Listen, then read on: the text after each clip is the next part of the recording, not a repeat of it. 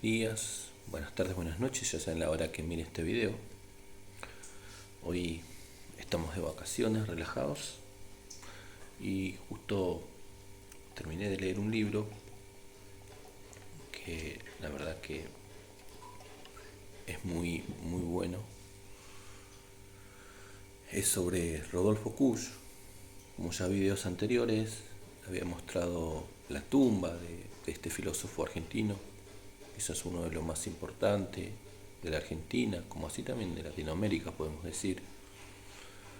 Estuvo implicado un poco con otros filósofos, desde hacer una reflexión de lo popular, ¿no? De lo indígena, un poco de lo propio americano también, ¿no?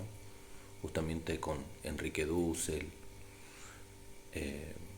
y otros tantos filósofos, ¿no? Que se preocuparon un poco sobre esta temática, ¿no?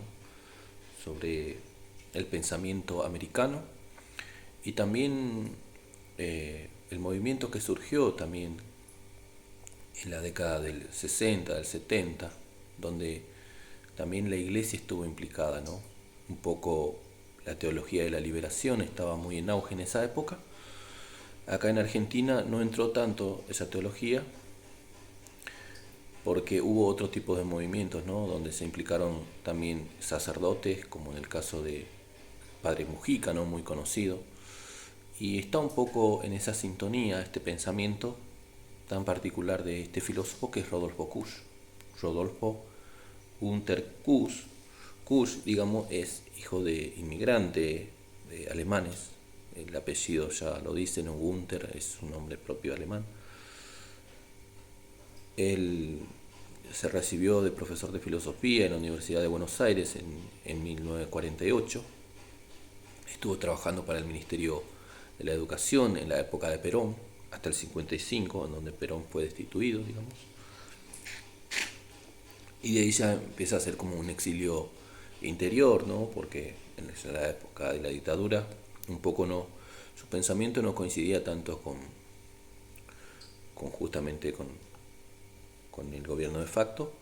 Entonces él residió en Maimará, donde yo fui a conocer también la biblioteca, que hasta hace poco, hasta el 2014, 2013, había fallecido la que fue su esposa, y ahora quedaron a cargo de otros.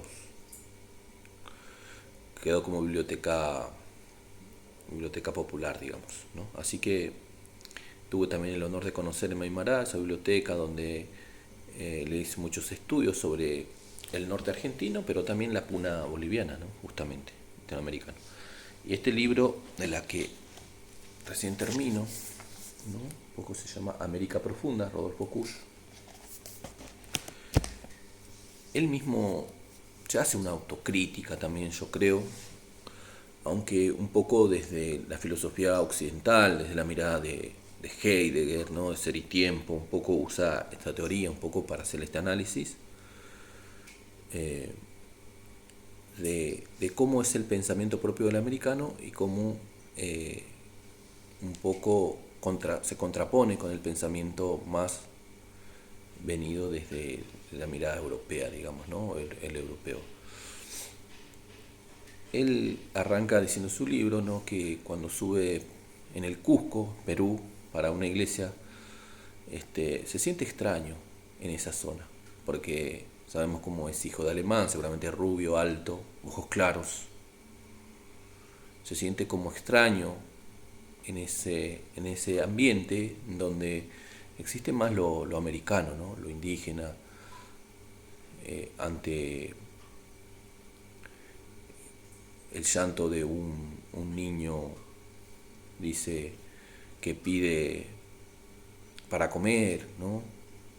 O de un borracho, de un indio borracho tomando chicha. En ese ambiente, digamos, sórdido, se siente un poco extraño. Y no está mal decir, porque es como que se siente amenazado, porque él dice que el hombre de ciudad lleva consigo la pulcritud, ¿no? En cambio, el hombre o el indígena o el propio americano, dice, lleva consigo el hedor, ¿no? Y trata de contraponer esas dos posturas. Por un lado la pulcritud, ¿no? La ciudad que muchas veces quiere limpiar toda suciedad, ¿no? El vagabundo o se trata de sacarlo de ese ambiente, el indio, y trata de que la ciudad siempre esté limpia. Y así el ciudadano o el hombre de ciudad también esté con la pulcritud, con esa forma de vestir, digamos, quiere imponer una forma de ser. Pero dice que en realidad, dice Kush, que se está escondiendo de algo que es propio del hombre, que es de la ira divina, dice, ¿no? Él habla un poco de la ira divina que tiene propio americano, que sería el indio de las montañas, pero el hombre de ciudad ha tratado de ocultar eso con sus quehaceres, dice Kush, ¿no? Trata de disfrazar todo eso, ese miedo interior que tiene, haciendo muchas cosas. Lo podemos comparar un poco esto con lo que Heidegger llama el Dachmann, ¿no? El Dachmann es lo uno, cuando uno no vive una vida auténtica, dice una vida inauténtica, dice Heidegger, se trata de ocultar entre los quehaceres, o en lo uno, dice, ¿no? O quiere hacer lo que nos dice la masa y no terminamos haciendo lo que es propio nuestro, ¿no? Y dejamos de ser auténticos. Un poco muy parecido a lo que plantea Kush, ¿no? El hombre, desde la mirada occidental, el hombre de ciudad, que ha querido dejar un poco el tema de la montaña, el campo, en donde realmente estaba en contacto con la naturaleza, quiere un poco reemplazar esta naturaleza con la técnica y reemplazar un poco este miedo interior con la pulcritud, ¿no? De ser alguien, dice él, de llegar a ser alguien. El hombre de ciudad trata de estudiar, de llegar a tener un título, a comportarse, digamos, como un buen ciudadano, pero en el fondo, dice, hay un miedo interior. Y quizás, llevándolo para el lado de Heidegger, y podría ser el miedo a la finitud, justamente, a lo que Pascal ya hace 4 o 5 siglos atrás había anunciado también, de que el hombre no quiere ser consciente de que va a morir. Entonces hace muchísimas cosas para que no se le recuerde que es un ser para la muerte.